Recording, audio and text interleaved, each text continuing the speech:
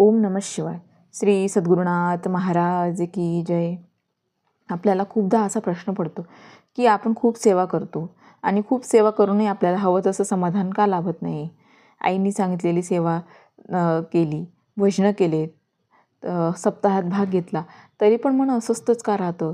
रोजचा नेम चालू आहे, मग आपलं चुकतं तर ते कुठे. यावर आई सांगतात की पान, सुपारी, काच, चुना हे सर्व जसं एकत्र केल्यावरच जसा विडा रंगतो, त्याप्रमाणे संत समागमाबरोबर त्यांचे चरित्र वाचन, त्यांचे चिंतन व मनन तसेच गुणगान हे सर्व घडले तरच मन स्थिर होते, अर्थात समाधान लाभते.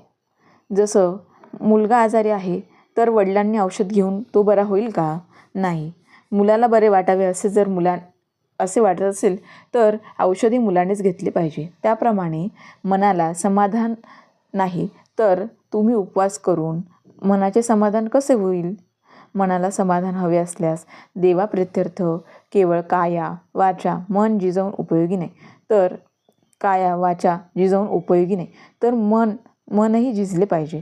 हरिसेवेत जेव्हा मन रमते तेव्हाच ते तृप्त होते, अर्थात आपल्याला समाधान लाभते.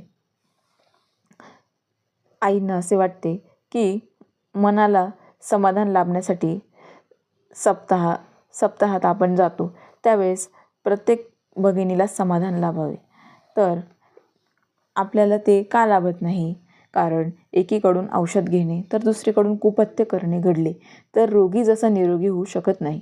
त्याप्रमाणे रोजचा नेम आणि सप्ताहातील विशेष सेवा जरी सर्वांकडून घडत असली तरी फावल्या वेळात जगातल्या वाईट चांगल्या गोष्टी बोलून आपण वेळ घालवतो.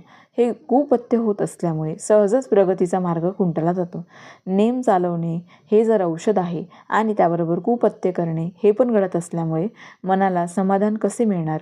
प्रत्येक मनुष्याजवळ कमी अधिक दोष हे असतातच, त्यामुळे त्याला सदा असमाधान राहावे लागते. त्या दोषांच्या निवारणार्थ संत उपासना करण्यास सांगतात.